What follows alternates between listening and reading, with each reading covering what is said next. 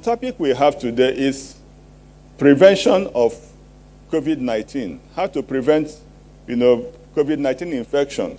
And we're going to zero in on the missing piece of the puzzle. It is no longer news that we are faced with a pandemic, COVID-19 pandemic. We've gone through lockdown. There are so many things. Everybody is on the lips of every government, every individual. We're all worried about COVID-19. And then when we look at the guidelines by the CDC, which is the body that supervises the activities concerning the prevention of COVID-19. If we look at the guidelines, we already know some of the things that are contained therein. Social distancing, wash your hands regularly, put on masks, things like that. And if you look at those guidelines, you are going to notice something that is actually missing. And what is that? The thing that is missing is that it is quite silent on the need for you to boost your personal immunity. Why is it very important to talk about your personal immunity? Now, statistics that come, released by the NCDC, they show that many of the people that, test positive to COVID-19, they actually don't have the disease. They actually don't develop the symptoms. And even those that eventually come down with the disease, over 85% of them, recover. The people that die, just about 3% or not up to 5% of the people that come down with the infection, that even die. So what is responsible?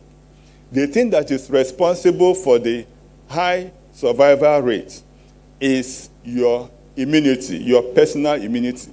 Your body is fighting the disease. Now, most of the people that even die from the disease are usually the elderly or those with compromised immunity, like people with HIV or diabetes or things like that, any chronic illness. Which means we have to actually focus our attention on our personal immunity. Now, I'm not saying that if you boost your immunity, you cannot get the disease. Boosting your immunity may not prevent you from getting the disease, but actually, at least it gives you a fighting chance. Those with stronger immunity tend to do much better than those with weaker immunity. So, how do we boost our immunity? There are several things that can be done. Some ordinary things that look ordinary, but they are very important, that you can practice that will help you to boost your immunity. I'll mention quite a few of them. And then maybe within the limited time available, we zero in on a few of them in detail. Now, one of them is to avoid smoking. The other one is to do regular exercise, to sleep adequately, and then to reduce sugar intake and eat healthy food, full of fiber and vitamins and all that. And then exposure to regular sunshine and, avoid stress and many more. But today I want to zero in on one of the things that you need to do to prevent your body from coming down with lower immunity. And that is the issue of smoking. Why am I talking about smoking? Because I'm standing on the pulpit facing the church, and many Christians will say they don't smoke.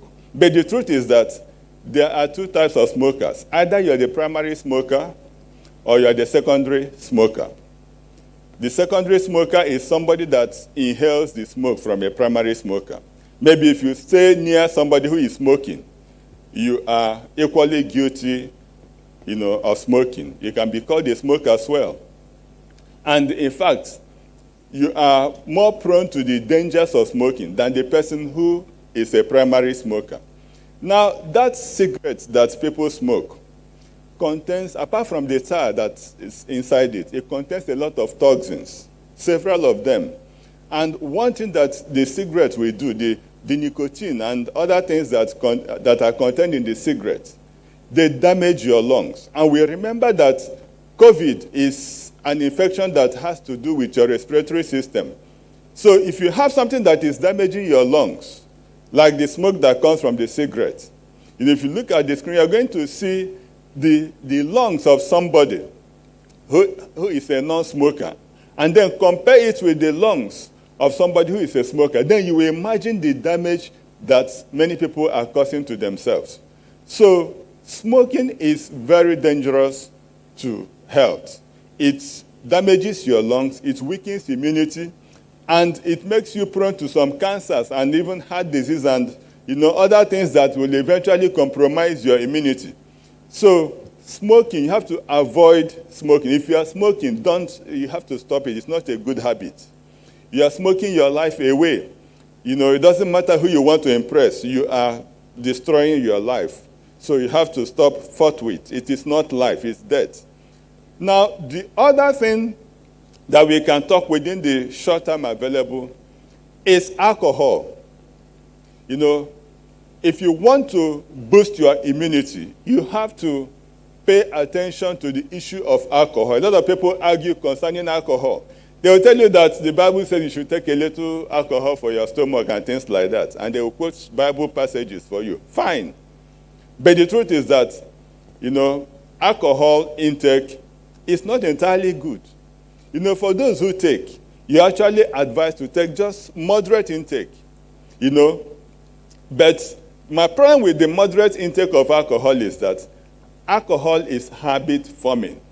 So when you begin with that tiny quantity that you said that you were taking, your body gets used to that tiny quantity. And from there, you start developing a craving for alcohol, and you'll be taking more and more of it.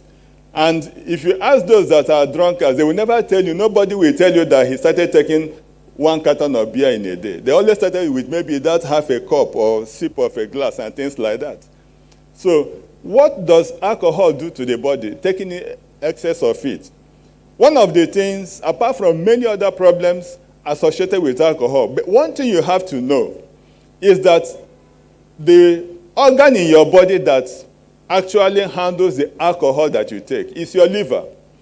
And the function of your liver, the main function of your liver, is that it is where your body is detoxified. It helps to detoxify your body, remove toxins from your system.